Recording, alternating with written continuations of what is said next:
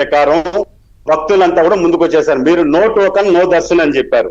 ఏమని అది ఫస్ట్ దుష్ప్రచారం అని చైర్మన్ గారు మళ్ళా కౌంటర్ ఇచ్చారు. మళ్ళా ఏమన్నారు, తిరుమల కొండపైకి వస్తే మీరు టోకన్ ఉంటేనే వైకుంఠంలోకి అలో చేస్తామని చెప్పి మొన్న కూడా చెప్పారు. చైర్మన్ చెప్పిన మాటల్ని బోర్డు సభ్యులు ఫేస్బుక్ లో పెట్టుకొని మొత్తం ప్రచారం చేశారు ప్రపంచం అంతా. అది చూసిన వాళ్ళంతా ఏమనుకున్నారు, ఒరే మనకు టోకన్ ఉంటేనే వైకుంఠ ఏకాదశి ద్వాదశికి వైకుంఠం క్యూ కాంప్లెక్స్ లోకి అనుమతిస్తారు, లేదంటే మనం కొండకు పోయి 4 ప్రదక్షిణలు చేసుకొని అఖిలాండం దగ్గర టెంకాయ కొట్టుకోవాల్సి వస్తుంది అన్నటువంటి భయంతో స్థానికులు, బయట నుంచి వచ్చేవాళ్ళు, నడిచి వచ్చేవాళ్ళు అందరూ కూడా తిరుపతి మీద పడిపోయారు సార్.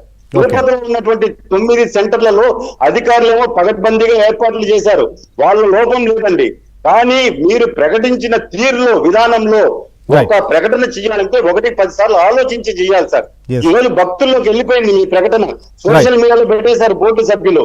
దాని వల్ల ఈ రోజు ఈ తోపులాటలు, తొక్కిసలాటలు జరిగినాయి సార్. రైట్, చూద్దాం సార్. ఎందుకంటే అక్కడ నిజంగా అధికార యంత్రాంగం ఏదైతే ముఖ్యంగా బైరాగి పట్టడి దగ్గర వారు ఆ సమయంలో వ్యవహరించాల్సినటువంటి తీరు పట్ల మాత్రం తీవ్రంగా విమర్శ వస్తుంది. అటు ముఖ్యమంత్రి వెళ్ళి ఎవరైతే గాయపడ్డారో వారితో మాట్లాడుతున్నప్పుడు కూడా అక్కడ జరిగినటువంటి పరిణామాన్ని, పరిస్థితులను కూడా వివరించారు. సో ఇది అన్నీ కూడా ముందుగా అంచనా వేయాలి. ఎక్స్పీరియన్స్ ఉన్నటువంటి అధికారులు ఉన్నారు, కొన్ని దశాబ్దాలుగా టీటీడీలో పనిచేస్తున్నటువంటి వారు కూడా ఉన్నారు.